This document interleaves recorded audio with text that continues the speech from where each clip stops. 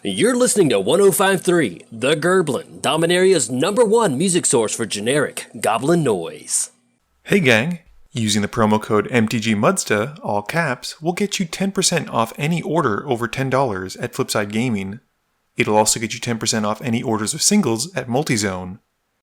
And it'll get you 10% off most products at Original Magic Art, with the exceptions of some paintings. If these fine sites don't have what you're looking for, you can also consider using my affiliate link when ordering from TCG Player. And if you'd like to join the generic Goblin Gang to support this channel, there's a link to my Patreon in the description below. Hey gang, and welcome back. Today's game features a Gamebreaker gang, and this time Martin has got his new Thassa deck, keeping 2 snow-covered islands, Throne of the High City, Ghostly Flicker, Mystical Tutor, Thought Vessel, and Leyline of Anticipation. I am taking Max's Urza deck out, keeping a Predator flagship, Lonely Sandbar, Tomb of the Spirit Dragon, Ghostfire Blade, Deadeye Navigator, Felwar Stone, and a snow-covered island. Max is playing his Kestia deck, keeping a Temple Garden, an Ash Barrens, Hall of Heliod's Generosity, Swords to Plowshares, Aura Shards, and Argothian Enchantress.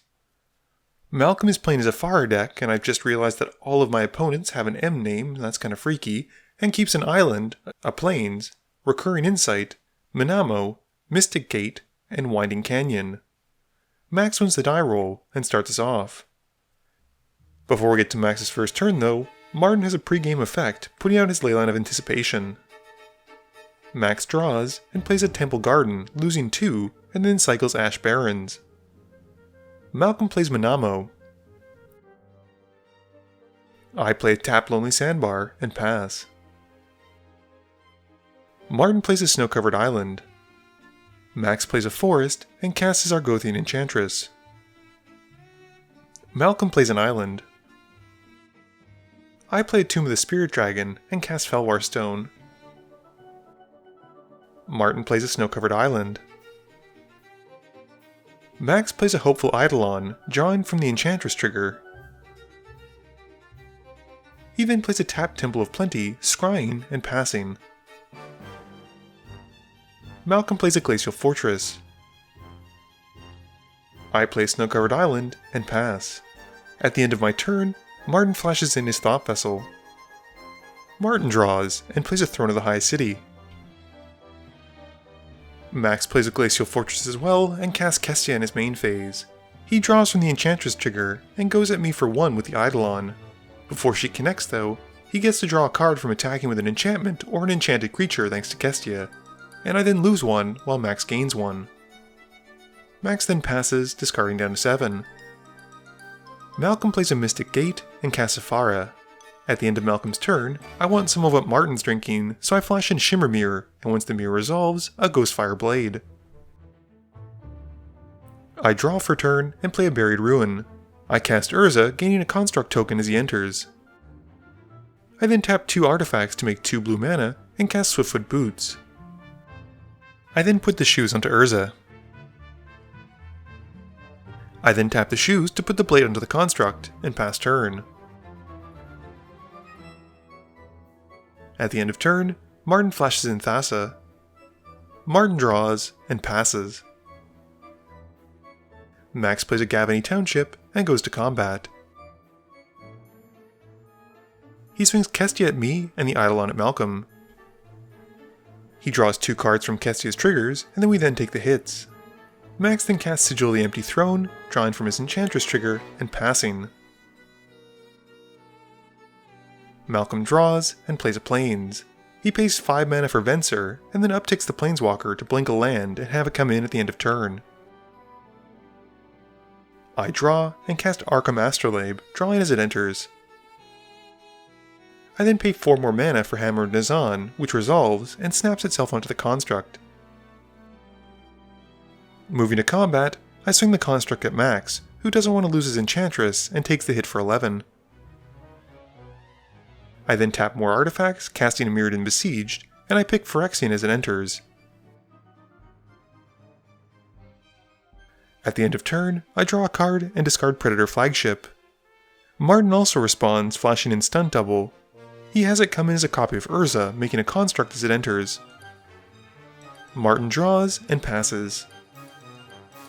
He flickers the stunt double, who comes back again and enters as Urza, making another construct. Max plays a Hall of Heliod's Generosity and casts Aura Shards. He gets an Angel from the Sigil trigger and draws from the Enchantress trigger. Max then puts to stack Copy Enchantment, drawing another card from the Enchantress and making a 4/4 Angel token from the Sigil. The Angel then enters and triggers Aura Shards, blowing up my Hammer of Nizan. Max then resolves the Copy Enchantment and has it become a copy of the Sigil of the Empty Throne. Moving to combat, Malcolm uses Path to Exile on Kestia, and Max shortcuts, announcing he'll swing the idol on Adventure and then goes to find the land from his commander being exiled. Malcolm plays Winding Canyons and pays for Recurring Insight. He targets Max as he has the largest hand at 7 and draws that many. He also upticks Venser to blink a land, and Malcolm then passes as he discards. I tap some lands and artifacts to cast Spine of Ishsa in my main phase, which enters and blows up the Aura Shards. I then tap 3 more mana to cast Grand Architect, which seems like a good card in this deck. Going to combat, the Construct heads at Max again. This time, he jumps with one of his Angel tokens. At the end of my turn, responding to my Mirrodin Besiege trigger, Martin taps his constructs with his cloned Urza, and then some of his lands to cast Wall of Stolen Identity. He has it come in as a copy of the Grand Architect, and taps it down. Martin then taps the cloned Architect and Urza to make 2 colorless each that can only be spent on artifacts. He uses this for Extraplanar Lens, exiling a snow-covered island. He then taps his remaining mana, casting Ghostly Flicker to flicker the clones, and has them come back in as the same, with Urza making another construct token. I then draw and discard while passing. Martin draws and plays a tap Vesuva as a copy of a snow-covered island. He then passes, and at the end of turn, Thassa blinks the stunt double, who comes back once more as a copy of Urza. This makes Martin another construct token. Max casts Burgeoning, drawing from his Enchantress trigger and getting 2 angels from his 2 sigils. He then plays an idol on the Countless Battles, drawing again, and adding even more angels to his army. We then see him play a Mana Confluence, and he casts Wavebreak Hippocamp, drawing another card and making 2 more angels. Max then goes to combat, hitting Venser again with his 1/1 Eidolon, and hitting me with the Angel. Max then passes. Malcolm draws again from his rebounded Recurrent Insights, and picks Max as the target again. He then plays a Vesuva, which comes in as a tap snow-covered island, and Max gets to put a Mosswort Bridge thanks to the Burgeoning trigger. This lets Max hide away a card. Malcolm then casts a Gilded Lotus, and plays out Humility. Martin responds while the enchantment is on the stack by flashing in a Willbreaker. He's then able to use the remaining mana and tapping some artifacts to activate Thassa's ability to tap the Hippocamp. This triggers the Willbreaker's ability and lets Martin steal it. Humility then resolves, and Malcolm upticks Venser to blink the Gilded Lotus until end of turn and return it, and passes. I play a Snow-Covered Island and pass, drawing and discarding to the Mirrodin Siege trigger at the end of turn. Martin draws and passes as well. Max's upkeep has him activating the Hall of Heliod's Generosity, and he puts to top Aura Shards. He then draws it for turn. Max then casts it, getting 2 Angel tokens that are in actuality 1/1s. Max then casts Birds of Paradise, which has Malcolm casting Capsize. Martin is having none of that and counterspells it. The birds then enter and blows up Humility. Moving to combat, Martin activates Thassa twice to tap 2 of Max's angels, and steals each of the angels he targets with the Willbreaker triggers.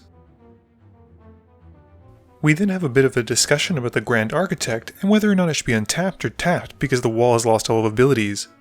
We come to the conclusion that it'll probably still be tapped as it's a one-time effect, and I keep it tapped down. Moving to combat, the Eidolon of Countless Battles goes at Venser, while Max swings 3 angels at me and 1 apiece at Martin and Malcolm. He then passes. Malcolm plays a Plains and plays Time Stretch. I respond by activating Urza's ability and shuffle up my library. I reveal Seagate Wreckage off the top, which is now exiled forever. I then activate Urza again and shuffle up again. It's a Sword of Sinew and Steel, which I can cast at flash speed thanks to the Shimmer Mirror. and I then tap my 5 remaining artifacts to go around once more. It's an Armory Automaton, which under normal circumstances would be a fantastic card to rip off the top. I resolve it and attach some equipment to it, while Malcolm resolves his time stretch for 2 extra turns. Malcolm then passes to his first extra turn. Malcolm draws and casts Oblivion Stone. He activates it to wipe away the board of all those pesky permanents he doesn't control. Malcolm's next turn has him playing Riptide Laboratory and then casting Invoke Prejudice, which is just an uncomfortable card. He then passes. I draw and play Snow-Covered Island. I then pass to Martin. Martin draws and casts a Sapphire Medallion, passing. Max pays for Thassa, paying the same cost exactly again so it's not countered by the Invoke.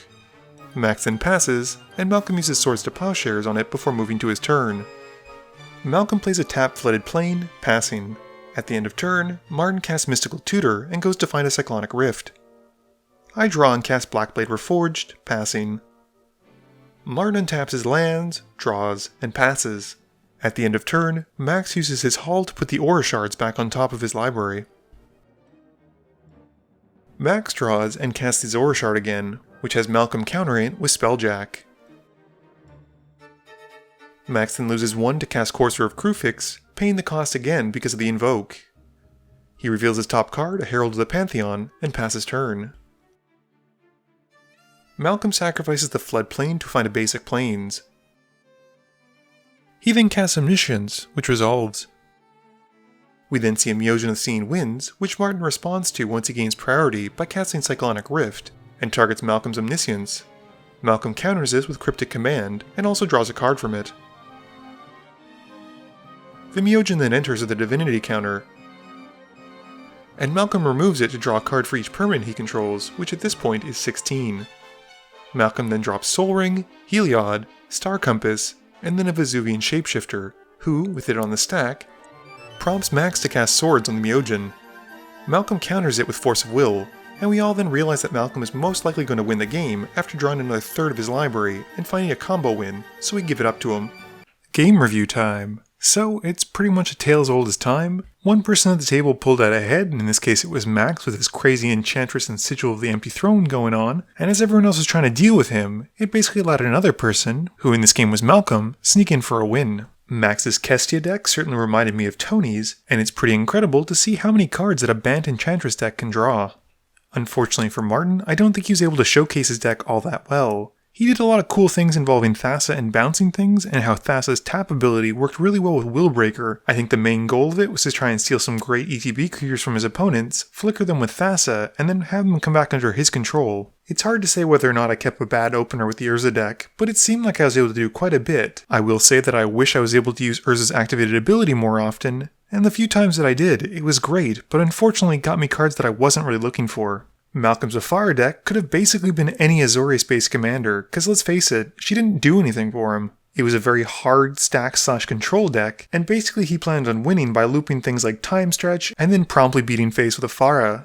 Please be sure to tune in every Monday and Thursday at 11 AM Eastern Standard Time for a guaranteed new video. You can also follow me on Twitter at MTGMudsta. You can find me on Facebook at facebook.com/mtgmudsta, and lastly, you can check me out when I stream at twitch.tv/mtgmudsta. This video is brought to you in support by my patrons. If you're looking for a way to help out the channel, please be sure to visit the link below. Thank you all for watching this video, and don't forget, friends are just opponents you haven't eliminated yet.